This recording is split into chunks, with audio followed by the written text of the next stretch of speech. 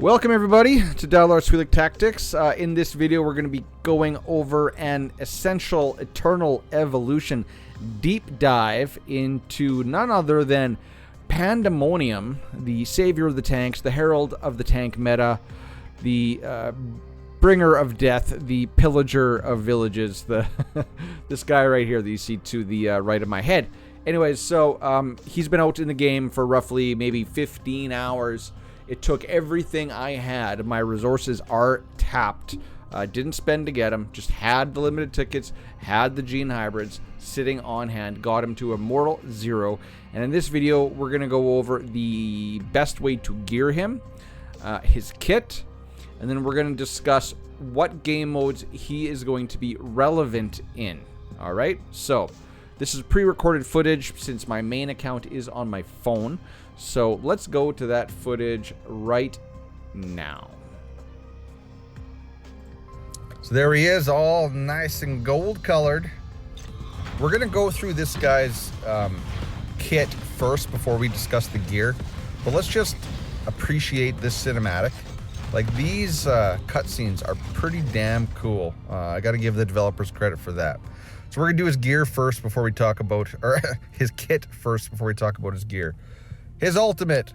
So Panda slams the ground, inflicts damage equal to 16, goes up to 20% of his max HP to all enemies in a straight line. It kind of looks like an earth shock, like he's going to slam on the ground. Think of like the Hulk smashing the ground and it like jettisons out from him, rupturing all the ground. That's what it looks like when you see it in game. Then he's going to enter nuclear magnetic barrier mode. Basically, he's just going to do, well, let's just read it. He's going to launch a shock every half second for a total of 4 times. It inflicts 70% of base skill damage. A single target can be affected by 1 instance of magnetic shock every 5 seconds. So he's going to do 4 times. So it's going to be 2 seconds long. It's not an AoE. It's going to hit either 1 target 4 times, or if he's surrounded, it might hit 4 targets 1 time, right? Okay? Kind of weird, but is what it is. Talent modifier reads, when this skill is cast, so when he does his ultimate, allied tank heroes also gain nuclear magnetic barrier modes. They're also going to do instances of damage, which is kind of cool. He's going to buff your tanks. His first common skill, nuclear magnetic shock. Wait a minute, wasn't he just doing that on here? Launch a nuclear magnetic shock. Okay, so his ultimate does his first skill, is how I'm reading this. Weird, okay. Or maybe not. Really weird. The user generates a shockwave, inflicting damage equal to 7% of his max HP to enemies around them. This skill cannot crit.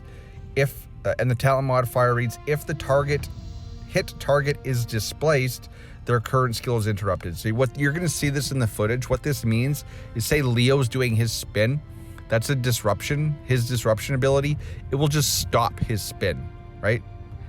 And if this is the ability that gets passed to other tanks, they can also stop displacement characters. Because, again, look at the title, Nuclear Magnetic Shock. His ultimate, he gets nuclear magnetic barrier mode, launch a nuclear magnetic shock every half second. So, we'll have to see, but that could be how it works. Second skill, Pandemonium summons flames to his fist, then strikes the target violently, inflicting damage equal to 16% of his max HP. So basically, he's just going to light himself on fire and hit somebody really hard. Hulk smash. Talent modifier reads, the base chance of this skill being affected by gravity deflector is doubled. What is gravity deflector? Well, here it is. So all of his skills have a base chance of 30%.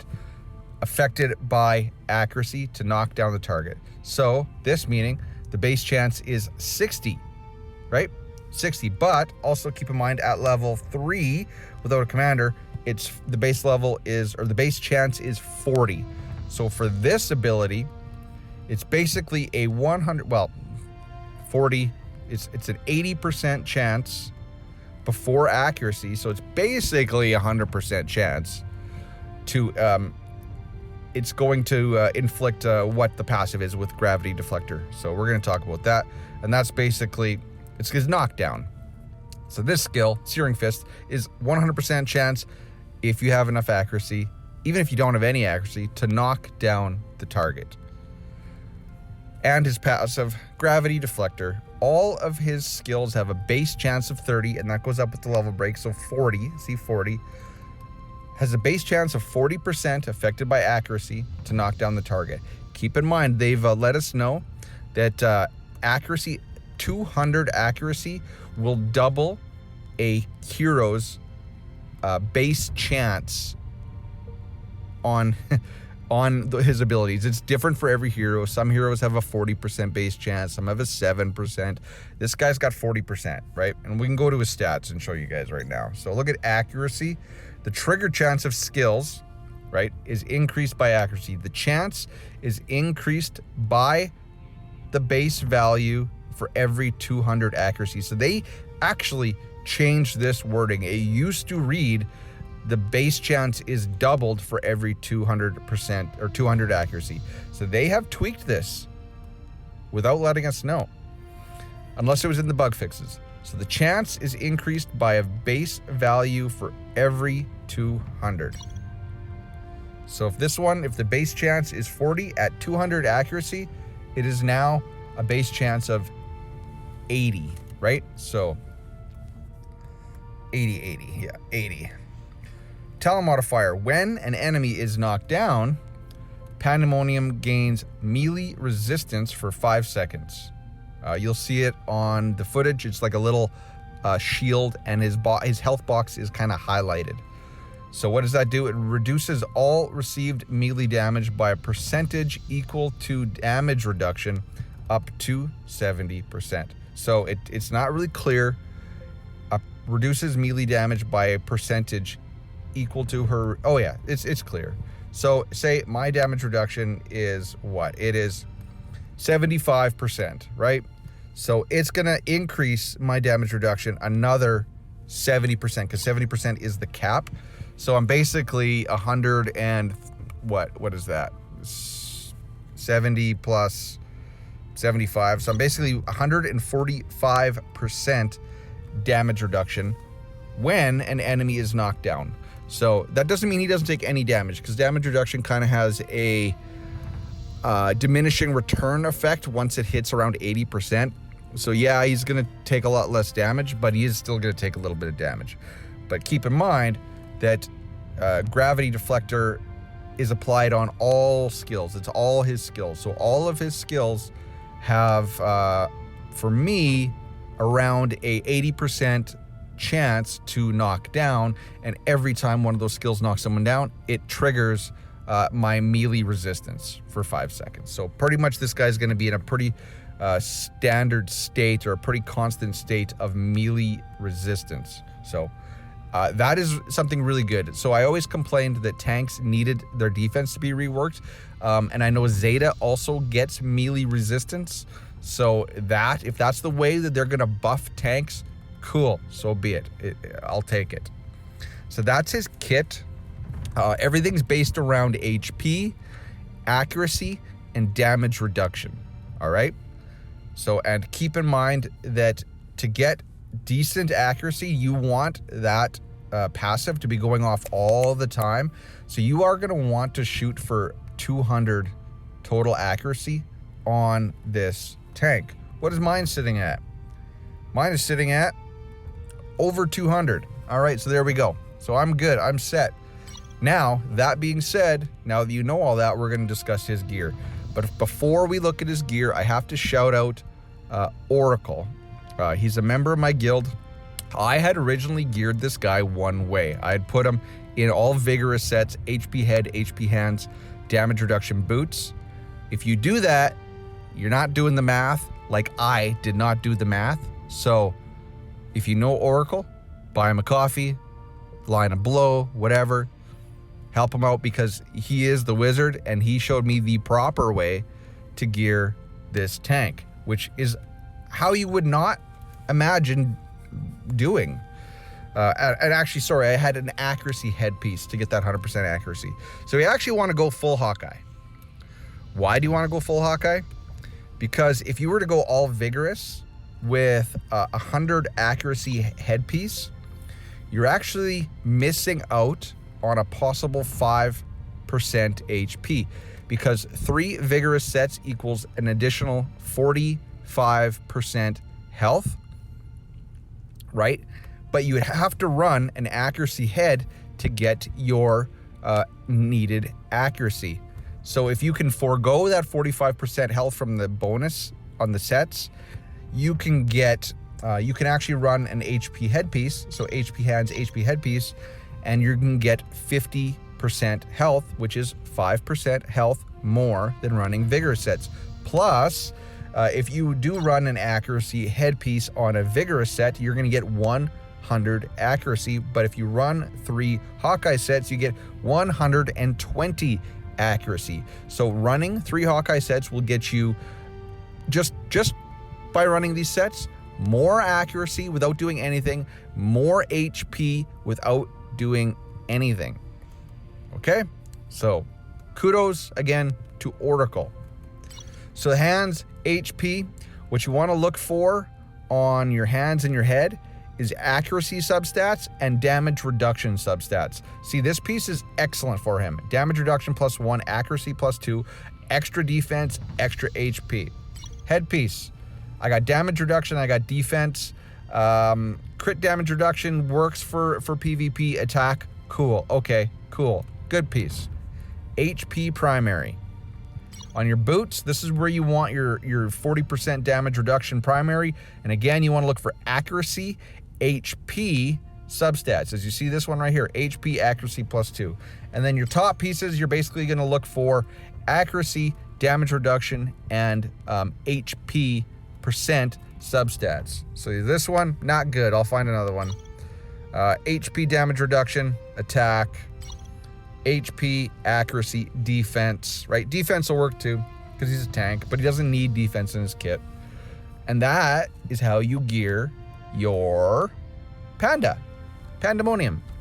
His exclusive, I guess we should read this. I took mine immediately up to 20. You should too. It's an HP percent exclusive. So ramping him up to 20, going to increase his damage, going to increase his survivability, all the good stuff, right? So on unlock, Gravity Deflector, which is his passive, for every 1.5% of Panda's damage reduction, skill damage is increased by 1%. So this is why you want lots of damage reduction. You want that primary damage reduction on your boots, and you want to look for damage reduction substats because it's going to increase his overall damage. His level 10 Nuclear Magnetic Shock, which is his first skill, inflicted damage resolves immediately and cannot be delayed, which means Magnetic Shock bypasses Prism Amulet. Prism Amulet delays the damage taken over time. So this guy was specifically built, it looks like his kit, to counter Leo. We're getting all these Leo counters. So that's good. That's what that does. The damage resolves immediately and cannot be delayed. And when you pair this guy with the new commander, he can actually dish out big chunks of damage. The level 20 Searing Fist, which is his second common skill, when attacking a target with a shield, the cooldown of this skill is refreshed immediately. So basically, if he's punching Leo, Crete, Na Fang, anyone in the face, if they got a shield, he's just gonna keep punching them in the face with this skill. What is that skill? Let's talk about it again. Searing Fist. He just basically inflicts damage equal to his max HP, right? And knocks him down. So he can just be like, get down, stay down, stay down. We're gonna call the level 20 the stay down skill. Hit him, stay down, hit him, stay down, hit him, stay down. And then the level 30 enhances his ultimate. The number of nuclear magnetic shocks affecting allied tank heroes is increased to 2. So instead of 4, it includes himself, it's to 6. So the level 20 is really the what you get The skill enhancement is not that great. I would probably leave this guy at 20. If you're going to take him to 30, it's only because you want the stats from the HP damage reduction damage amp. But unless this guy becomes amazing, unless tanks become amazing, I would not recommend this level 30. So I would be remiss if I didn't show you guys the new commander. Now, I had to get a whole lot of stamina to get this guy, and I only got one. So here he is, Abek. You need this guy with your tanks. I got one. As you see, my the hero traits aren't that good. The skill modifiers aren't that good. But what he does is when an allied hero knocks an enemy down, which they're going to be doing all the time, or at least this guy is going to be doing all the time. But keep in mind too, Oak has a knockdown, Zeta has a knockdown, Oisa has a knockdown, right? They inflict bonus damage equal to 25% of max HP to the target. So this commander turns your tanks into damage dealers if they have knockdown abilities. Cannot exceed 20% of your own max HP, which then why not just say 20, right? Why not just say 20? So every time you knock them down, you're taking a big chunk of health off them. When 3 or more tank heroes are deployed, 1, and this is the anytime condition, reduce the shield and life steal of all enemy units by by 40% up to 80%. So again, anti-Leo. Leo gets all his health back when he does his life steal, when he spins. Now, he's not going to get the shield. He's not going to get, or his life steal is going to be significantly nerfed, and his displacement skills aren't going to work. The lower the enemy's HP, the greater the reduction. And then in PvP, this is what seems like all of them have now, just damage and max HP increased by 20. And keep in mind, that max HP gets ramped up. That's gonna supercharge everything. That's gonna mean more HP on all your tanks. That's gonna mean that the damage they do because of this commander's skill also ramps up. So this guy, paired with the new tank, paired with Zeta's rework, paired with Oisa, paired with Oak, now become damage dealers. So that, ladies and gentlemen, is the deep dive into Pandemonium. Now let's go watch some footage. All right. Whoa, I cut that one off a little bit quick. Okay, so let's get some music back here. Really interesting. Like, I find it really interesting that you want to build them in all Hawkeye, but it makes sense. The developers seem to really want to push towards skills needing accuracy, right? So accuracy is definitely important now, and it's important on this dude. All right, so where is that? Right here. Open. And pause. All right. Open, open, open. All right.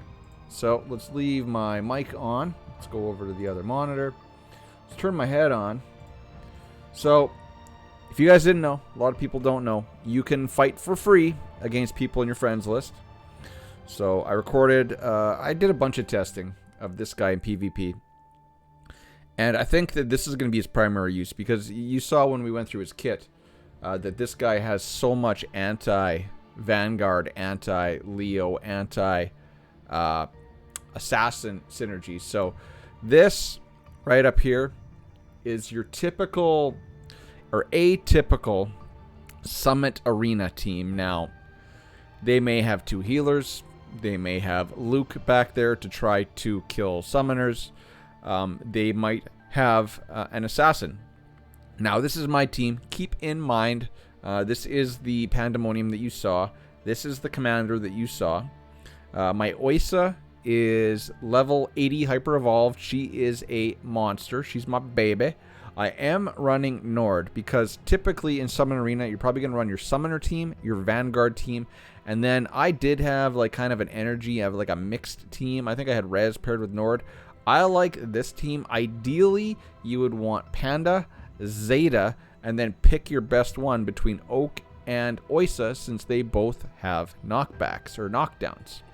Oysa, you'll see, does it right off the bat, and I do believe Oak does it. He chucks his sword and does it. So I am running Flowing Rune because there's no real tank one slot rune. I do have Company Heroes, which heals your tanks, so this is the perfect one for this.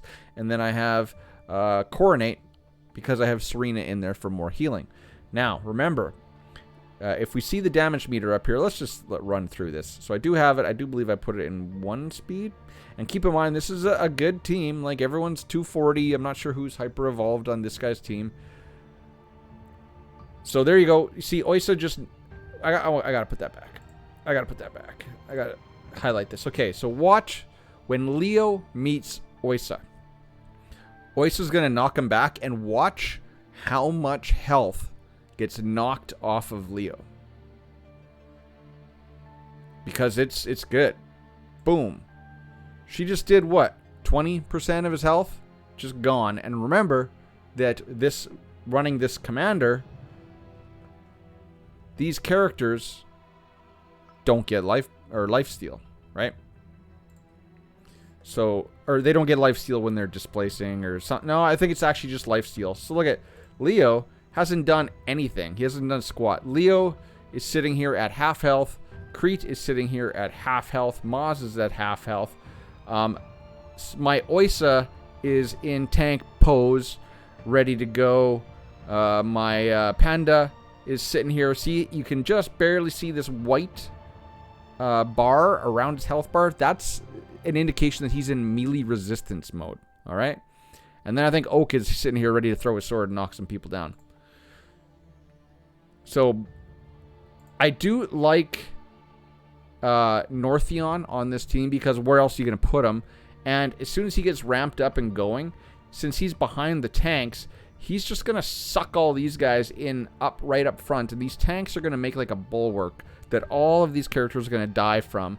Of course, Bailey's going to hop around. Leo will push through, because these guys can't be in nuclear shock phase forever.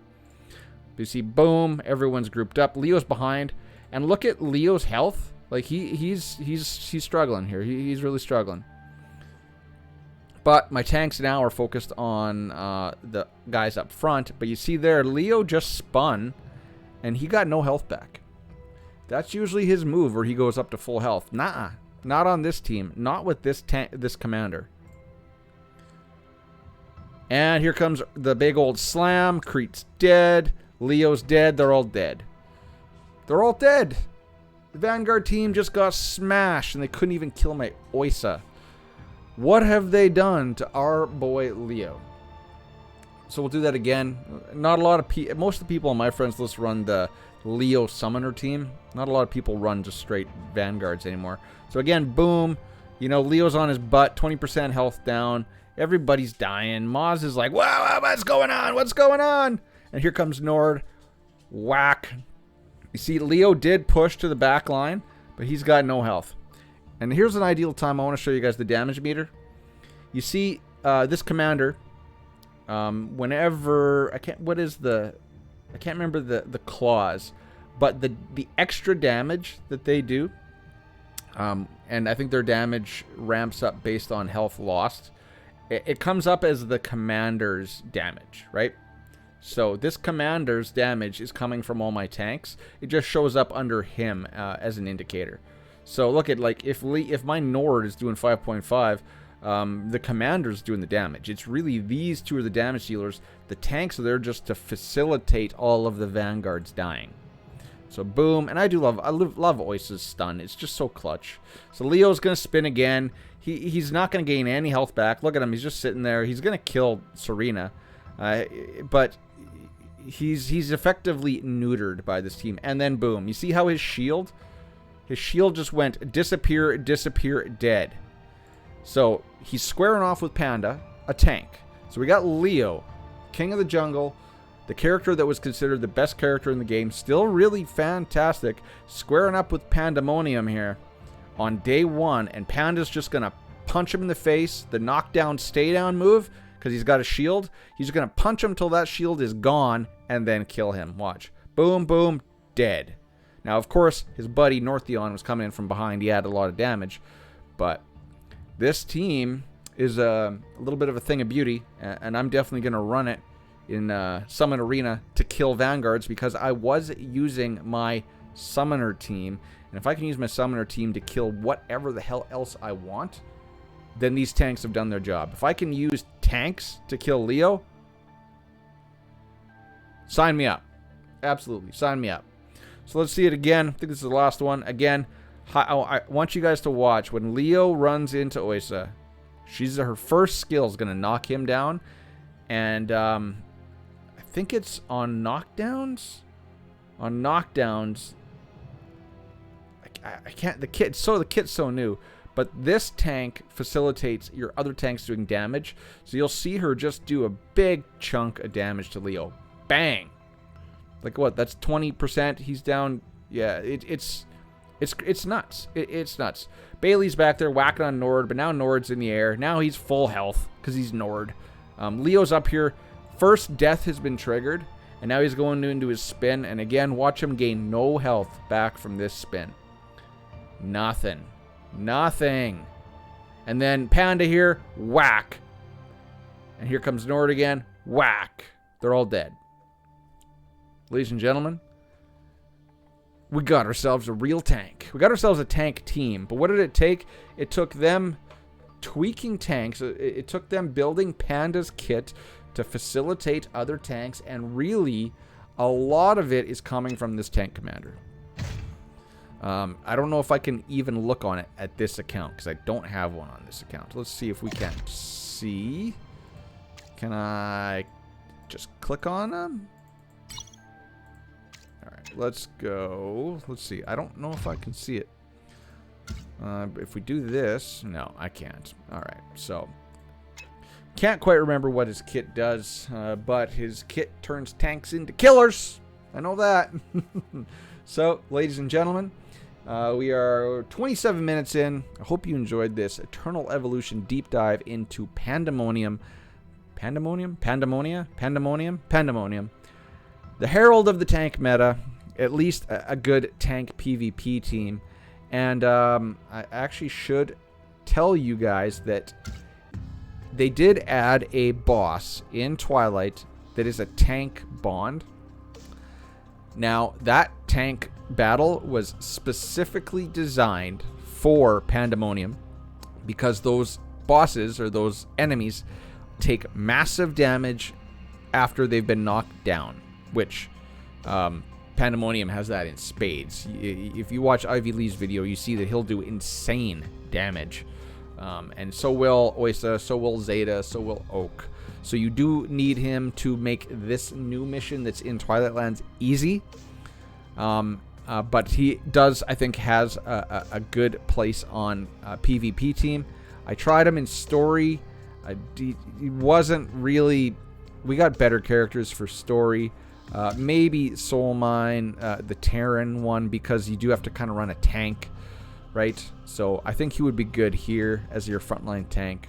Although, really, he's going to gain the majority, or he's going to gain a huge amount of his synergy by running the tank commander. And you don't really want to do that when you only have one tank. You need 3, and then, you know. So, he does have his uses, ladies and gentlemen. He is not trash. He's not god tier like Northeon, but he is good. Is he worth dumping all of your limited tickets if you're free to play? No. Just get one copy. Work on other key tunes. Work on Leo, Dan, Nord, and Pooh first. You know, just get a copy so you can work on them later. All right? So if you enjoyed this, put Pandemonium down in the comments of this video. I respond to every comment. If you put Pandemonium, you have to spell it right. I think I'm saying wrong. Pandemonium. If you spell it right, I will thank you profusely and give you a nice little heart and say thank you. So, until next time, guys. Later. Cheers. Peace. Bye-bye.